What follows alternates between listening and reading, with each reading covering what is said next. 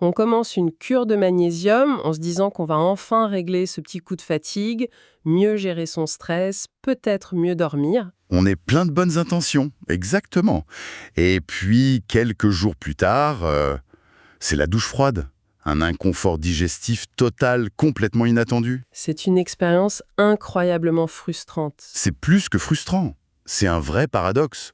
On cherche un bienfait et on se retrouve avec un désagrément qui nous fait tout arrêter. Bah oui. C'est le genre de situation qui peut décourager de poursuivre une supplémentation qui, sur le papier, est pourtant une excellente idée. Voilà. On a donc ce minéral essentiel, un vrai super-héros pour notre corps, qui se transforme parfois en saboteur. C'est un paradoxe total. Aujourd'hui, on mène l'enquête. Pourquoi le magnésium peut-il parfois provoquer des diarrhées? On va explorer les mécanismes et surtout les solutions très concrètes. Notre point de départ, c'est un article très bien fait du site Supernutrition qui décortique bien le sujet. Mais notre mission, c'est de vraiment comprendre le pourquoi. Comprendre la mécanique. Une fois qu'on a compris ça, on peut profiter des bienfaits du magnésium sans jamais plus subir les désagréments. On va voir que tout est une question de forme, de dose et de timing. Parfait. Alors allons-y, ouvrons le capot. Qu'est-ce qui se passe exactement dans notre corps pour que ce minéral si précieux devienne notre ennemi digestif? En fait, tout s'explique par un phénomène physique très simple qui s'appelle l'osmose. L'osmose. Ça a l'air un peu technique, ça. Ça peut paraître technique, mais l'idée est limpide. Quand on prend un complément de magnésium, notre intestin ne peut pas toujours absorber 100% de la dose d'un coup. Et le problème vient précisément de ce qui n'est pas absorbé. Attends, si je te suis bien, le problème, c'est pas une sorte de réaction allergique ou d'irritation, c'est juste un problème mécanique? C'est exactement ça. C'est d'une excellente image. Un problème de plomberie. Ce magnésium qui n'est pas assimilé reste dans l'intestin. D'accord. Sa concentration y devient donc anormalement élevée, et le corps, lui, il déteste les déséquilibres. Pour diluer cette surconcentration, il n'a qu'une seule solution, déclencher un afflux massif d'eau vers l'intestin. Donc c'est ça le fameux appel d'eau, l'intestin se transforme en éponge en quelque sorte pour gérer cet excès. J'imagine que cet afflux de liquide n'est pas sans conséquence. La conséquence est purement mécanique et surtout immédiate. Cet énorme volume d'eau qui arrive d'un coup va liquéfier les selles et, en même temps, accélérer brutalement le transit. Et c'est ça qui déclenche la diarrhée. Voilà. C'est crucial de comprendre que ce n'est pas le magnésium en lui-même qui est agressif. C'est juste une réaction physique à un surplus localisé et non absorbé. C'est limpide. Et ça change complètement la perspective. Le coupable, c'est pas le magnésium, c'est le magnésium non absorbé. Exactement. Donc, si le cœur du problème, c'est l'absorption, la vraie question devient comment on fait pour qu'il soit bien absorbé. J'imagine que c'est là que les choses se compliquent. C'est là que se situe le point le plus important de toute notre discussion. Car non, tous les magnésiums ne se valent absolument pas, leur capacité à être absorbés, ce qu'on appelle la biodisponibilité. Ah oui. Ça varie du tout au tout en fonction de leur forme chimique. D'accord, donc il y a en quelque sorte les bons et les mauvais élèves. Commençons par ceux qu'il faut éviter, les formes les plus problématiques. Oui, ce sont les sels dits inorganiques. On les appelle souvent les magnésiums de première génération.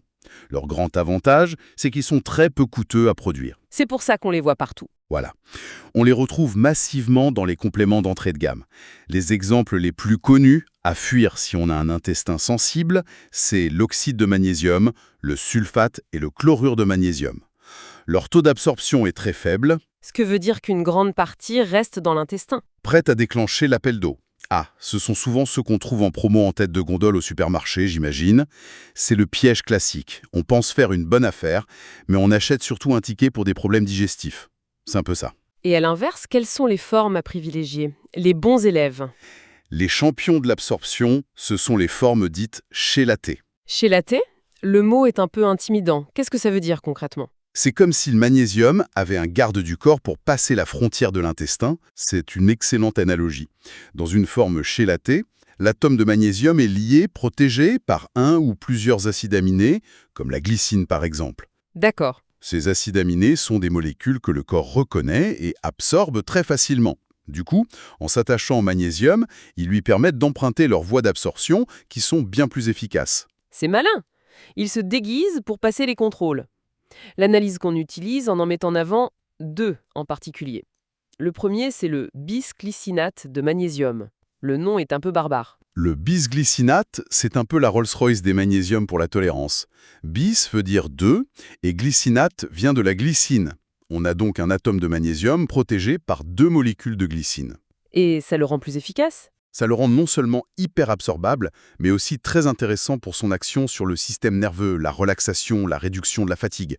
C'est vraiment la forme de choix pour qui cherche l'efficacité sans aucun désagrément. D'accord.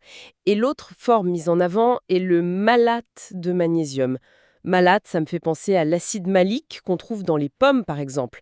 Il y a un lien avec l'énergie, hein? Ce n'est absolument pas une coïncidence, c'est tout l'intérêt. Le magnésium y est lié à l'acide malique, qui est un acteur clé dans le cycle de Krebs. Le moteur énergétique de nos cellules. Exactement.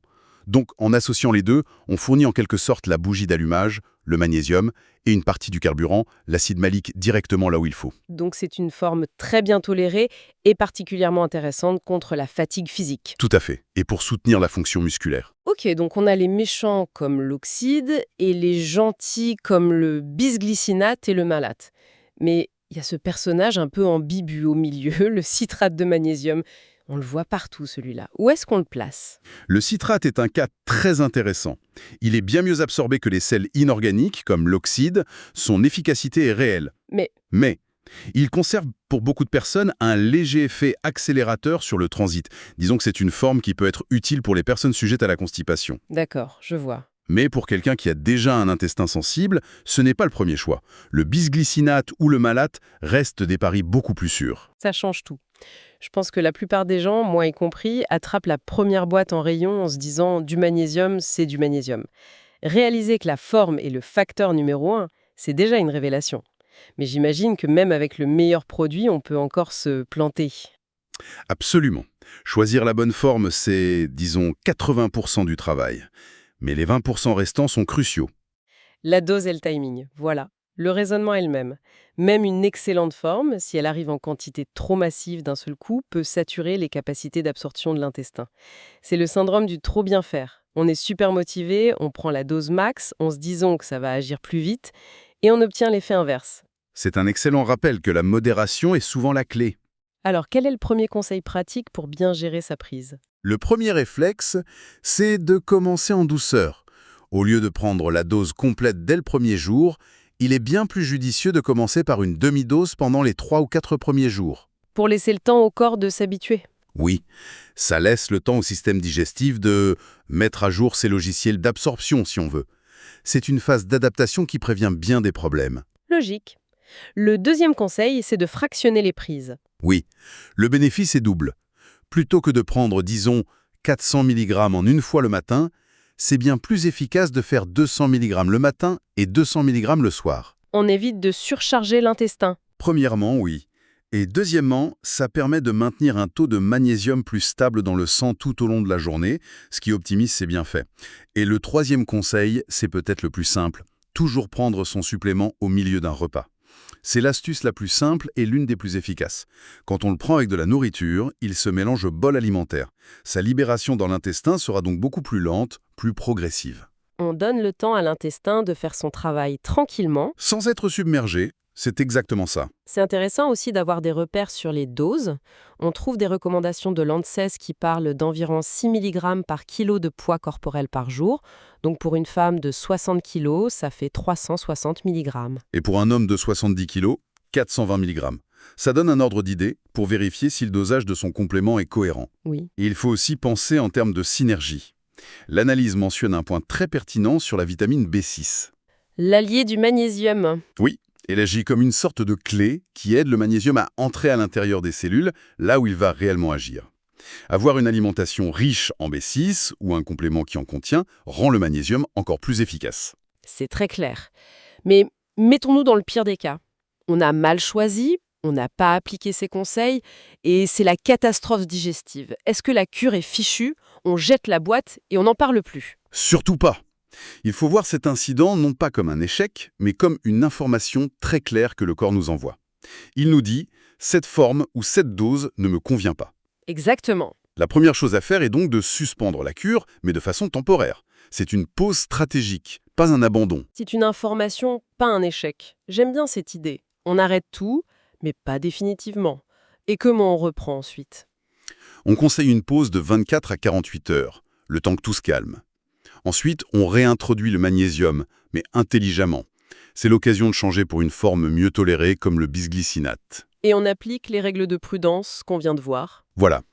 On repart avec une demi-dose au milieu d'un repas, pendant quelques jours, avant d'augmenter progressivement. Il faut écouter son corps. Une question que tout le monde se pose, j'en suis sûr, pourquoi est-ce qu'on n'a jamais ce problème en mangeant une poignée d'amandes ou des épinards, qui sont pourtant très riches en magnésium? C'est une excellente question. La réponse est au cœur de la différence entre un nutriment dans un aliment et dans un complément. Ce n'est pas la même chose. Pas du tout. Dans un aliment, le magnésium est prisonnier d'une matrice de fibres, de protéines. Le corps doit digérer tout ça pour le libérer progressivement. L'absorption est donc naturellement lente et régulée. Alors qu'avec un complément, Une grande quantité de minéral libre est libérée rapidement et massivement dans l'intestin. L'effet laxatif est presque exclusivement lié à ça. la distinction est fondamentale. Et pour finir sur les points pratiques, il y a un avertissement de santé très important à relayer sur l'insuffisance rénale. Absolument. Les reins sont les grands régulateurs des minéraux dans le sang.